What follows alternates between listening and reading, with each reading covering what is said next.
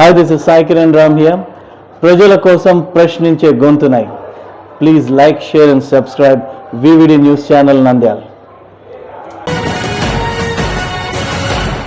నేను చెప్పాను 2020లో ఒకసారి అది కూలిపోయింది. 2020లో అప్పుడు ఎమ్మెల్యే ఉన్నాడు ఇక్కడ. ఏం చేస్తున్నాడు? గాడిదలు కాస్తున్నాడా? అప్పుడే జాగ్రత్తలు తీసుకొని దాన్ని పగడ్బందీగా ముఖ్యమంత్రి గారి దగ్గరికి వెళ్ళి దానికి ప్రతిపాదనలు తీసుకొని వచ్చి నీట్గా చేసుకొని ఉంటే అప్పుడు కాంట్రాక్టర్లు కూడా ఏదో చేసిన తూతూ మంత్రంగా చేసి తుడిచిపెట్టినారు. 2023లో మళ్ళీ పడిపోయింది ఇంకోవైపున. మీరు చూస్తూ ఉన్నారు. 2023లో కూడా ఎమ్మెల్యే ఉన్నాడు. అప్పుడు కూడా చూస్తూ ఉన్నాడు. అప్పుడైనా సరే ప్రతిపాదనలు తీసుకొని ఉంటే 25లో ఈ కష్టం వచ్చేది కాదు కదా మనకి. దీన్ని మనం ఎంత తిడితే ఏమి లాభం కదా, ఎంత అరిస్తే ఏమి లాభం, ఎన్నిసార్లు విమర్శిస్తే ఏమి లాభం కదా. ఇప్పుడు వైసీపీ ప్రభుత్వంలో జరిగింది ఇదే. వైసీపీ ప్రభుత్వంలో ఎంతసేపు అయినా సరే వాళ్ళు తినేయడానికి తప్ప ప్రజలకు ఏదైనా ఉపయోగపడే పనులు ఒకటంటే ఒకటి కూడా చేయలేదు. నేను నిన్నే చూపించాను, నిన్న ఐసిడిఎస్ ఆఫీస్ని చూపించాను. వైఎస్ఆర్సీ గత ప్రభుత్వంలో గత మాజీ ఎమ్మెల్యే ఉన్నాడు, ఆయన అనుచరులు ఉన్నారు, కాంట్రాక్టర్లు ఉన్నారు. ఆ బిల్డింగ్ని చూస్తే బాధ ఇలా మీకు అందరికీ చూపించాం. ప్రజలందరూ కూడా చూశారు మీ వీడియోల ద్వారా. ఎక్కడ పడితే అక్కడ కాంట్రాక్టర్ రూపంలో తినేయడం తప్ప. ఎమ్మెల్యే చెరువు పోయినాడు, మన ఆదోని ఎస్ఎస్ ట్యాంక్ పోయినాడు. సంతోషమే, ఎందుకంటే పోవాల్సి ఉంది, చూడాల్సి ఉంది. ఆదోన్లో ప్రజలందరూ కూడా నీళ్ళు ఇవ్వాల్సి ఉంది. చాలా బాగుంది. పోయినావు, చూసినావు, మాట్లాడినావు. నీకు చేతనైతే ఫండ్స్ తీసుకొచ్చి త్వరితగతిని పూర్తి చేసి ఏదైనా కానీ చేసే పరిస్థితి. నీకు భాష ఇప్పటికీ నువ్వు విద్యావంతులైనా కూడా నీ భాష మారలేదు. నీకు మాకు అన్నీ తెలుసు. 20లో అయిపోయింది, దాన్ని రివిట్మెంట్ చేయించినాము, మళ్ళీ అది పడిపోయింది, మళ్ళీ అదే కాంట్రాక్ట్తో చేయించినాము. మళ్ళీ అక్కడ పోయిన తర్వాత 2023 ఆగస్టులో మళ్ళా అది చెరువు ఇబ్బంది అయింది. మళ్ళీ దానికి మున్సిపాలిటీ ద్వారానే ₹1 కోటి ఏర్పాటు చేసి ఆ బండి వేసి నీళ్ళు నిలబెట్టి ఎలక్షన్ అయినా చేస్తానని చెప్పేసి ఉద్దేశంతో చేయడం జరిగింది. ఏదో అవకాశం దొరికింది అని చెప్పేసి మాజీ ఎమ్మెల్యే ఏం చేస్తున్నాడు?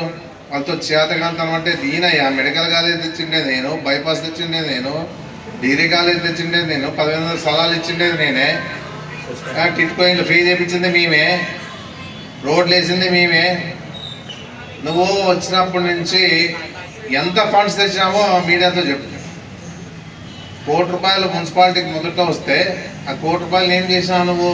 ఎవరికి తెలుసు, మాయమైపోయింది. ఏదో రైళ్ళు పుడికి తీసే బిడ్డ అని చెప్పేసి మాయం చేసే పరిస్థితి ఉంది.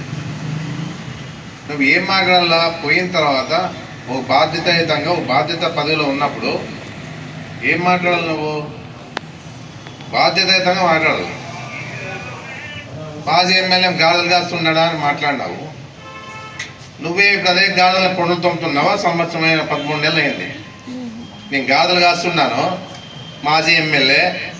ఇప్పుడు ప్రజెంట్ ఎమ్మెల్యే పొడులు తొమ్ముతున్నాడు పొద్దున్న లేచి. మాకేం మాట్లాడే చేత కదా. ఏంది ఇష్టానుసారంగా మాట్లాడితే ఏంది అనుకుంటున్నావు నువ్వు? ఇదేం చేతకాంతనం ఉందనుకుంటున్నావా? ఏదో మా అదృష్టంలా కూడిపోయినాం అంతే. వచ్చినాక ఎట్లుండాలి? విద్యావంతులైనాక మాట్లాడే మాట తీరు బాగుండాల. తెలియదానికి ఆ రోజుల్లోనే ఎలక్షన్లు అయితే చెప్పిన చెరువు ఉంది, చెరువు ఇబ్బంది అవుతుంది, దాదాపుగా మన 3.5 లక్షల పైనే ఉంటుంది, ఈ జనాభాకి తాగునీళ్ళు ఇబ్బంది వస్తుంది అంటే ఇప్పుడు క్యాండిల్ తెరిచినావా నువ్వు? పోయి ఇప్పుడు క్యాండిల్ తెరిచి ఏదో ఇప్పుడే తెలిసినట్ల, అదేదో పోయి మనం చూసినట్ల, ఏదో మనం విమర్శన చేసినట్లు కాదు. కావాల్సి ఉంటుంది. గతంలో ఏమన్నా అదే చెరువుకే 20 కోట్లు శాంక్షన్ చేసినా అన్నావు. ఎక్కడున్నాయని చెప్పేసి మీనాక్షి గారు కూడా అడిగినారు, ఎక్కడ తెచ్చారని. వైఎస్ఆర్సీపీ వాళ్ళు ఎందుకు మాట్లాడలేదు అన్నాడు. ఆయన తెచ్చింటే కదా మేము మాట్లాడేది. 20 కోట్లు వచ్చినాయి చెరువుకి అని చెప్పేసి నువ్వే చెప్పినావు. మళ్ళీ ఎక్కడున్నాయి ఇవి? మళ్ళీ ఈరోజు నిన్న పోయి ఏదో పబ్లిక్ని నీ మాటల ద్వారా ఏదో రకంగా మభ్య పెట్టడానికి ప్రయత్నం చేస్తా ఉన్నావు. కానీ నువ్వేం చేసినావు? ఆయన 13 నెలలు అయింది అంటే ఆందోళనలో నీకు ఇంత బాధ్యత ఉంది. అప్పుడే నీకు తెలిసిపోయింది అందరు జనం కూడా. వెంటనే గెలిచిన వెంటనే పోయి చూడాలా, అధికారులను పిలుచుకోవాలా, అధికారుల ద్వారా ఎస్టిమేషన్ వేయాలా, ఆడ చంద్రబాబు నాయుడు కాలు పట్టుకోవాలా, ఫండ్స్ తీసుకురావాలి. అంతేగాని నీవు ఏది లేకుండా ఏదోలే మాట్లాడితే మందే చల్లుతాలే అని చెప్పేసి అనుకుంటున్నావు. అందరూ మాట్లాడతారు, బాధ్యతాయుతంగా మాట్లాడి నేర్చుకోని చెప్పేసి చెప్తా ఉన్నాను. మేము ఎప్పుడు కూడా ఇంతవరకు ఏ విషయంలో కూడా అధికారం ఉన్నా ఎమ్మెల్యేలు అయినా ఏ రోజు కూడా ఈ విధంగా మాట్లాడలే. ఇది రెండోసారి మాట్లాడుతూ ఉన్నాం.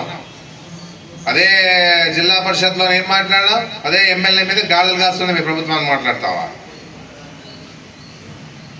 అప్పుడు ఎంతమంది విమర్శలు చేశారో నీకు ఆలోచన చేయలేదా నువ్వు? ఏదన్నా కూడా ఏదో ఇప్పుడే తెలిసినట్లా ప్రజలు మభ్యపెట్టి ఇప్పుడైనా ఏమైంది, ఇంకా నీకు అధికారం ఇంకా 4 ఏళ్ళు ఉంది. మళ్ళీ 27 వస్తే చెప్పలేము ఎలక్షన్లు. 27 అన్నా కూడా ఇంకా 2 years టైం వస్తుంది. అంత లోపలన్నా అదేదో ఫండ్స్ శాంక్షన్ చేసి తీసుకొని వచ్చి ఎలాంటి సమస్య లేకుండా చెయ్యాలని చెప్పేసి నేను కోరుతా ఉన్నా. వివిడి న్యూస్ టీవీని తక్షణమే సబ్స్క్రైబ్ చేసుకోండి. నోటిఫికేషన్ కోసం బెల్ ఐకాన్ క్లిక్ చేయండి. మరిన్ని అప్డేట్స్ కోసం ప్రతి ఒక్క కుటుంబానికి ఉచిత ప్రకటనలు వచ్చే విధంగా మీకోసం మీ ముందుకు వివిడి న్యూస్ టీవీని AP ఫైబర్ నందు 99వ ఛానల్ మరియు యూట్యూబ్ నందు వీక్షించెదరు.